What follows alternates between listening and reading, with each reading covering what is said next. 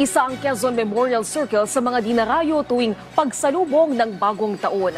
Bukod kasi sa libre, tiyak na ma-e-enjoy ng mga bata ang iba't ibang activities sa lugar. Si Bernard Ferrer sa Sentro ng Balita Live. Para sa mga naghahanap ng pasyalan ngayong bagong taon, perfect puntahan ng Quezon Memorial Circle. Bukod sa libre, marami pa aktibidad na pwedeng gawin dito.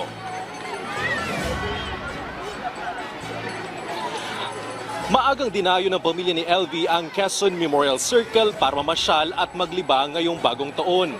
Bukod kasi sa libre, tiyak na ma-e-enjoy ng mga bata ang iba't ibang activities sa lugar.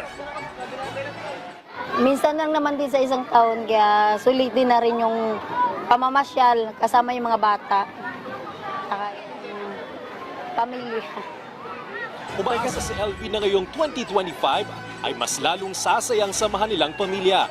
Sinamantala naman ni Elton ang dami ng namamasyal sa Quezon Memorial Circle para magbenta ng mga cotton candy na patok sa mga bata. Maganda-ganda raw ang kita niya ngayong araw.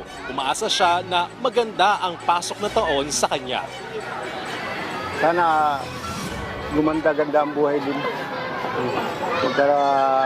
Magkapera-pera rin. Sa lawak na 27 hektarya, patok ang parke sa mga gusto mag-exercise, mag-bonding, mag-food trip at naghahanap ng tahimik. Iwang hangin sa Quezon Memorial Circle kaya perfect ito sa mga naghahanap ng libreng pasyalan. May kita rin dito ang 60 metrong taas na Quezon Memorial Shrine kung saan nakahimlay si dating Pangulong Manuel L. Quezon, ang ikalawang Pangulo ng Pilipinas. Patuloy naman ang ginagawang rehabilitasyon ng local government unit ng Quezon City sa Quezon Memorial Circle. Naomi, ang Quezon Memorial Circle ay isang child labor-free zone kung saan lahat ng tenant, guards, administrative staff at mga empleyado ay nagsanay para sa child rights at child labor. Bukas ang parke hanggang mamayang alas 10 ng gabi. Balik sa iyo, Naomi. Maraming salamat, Bernard Ferrer.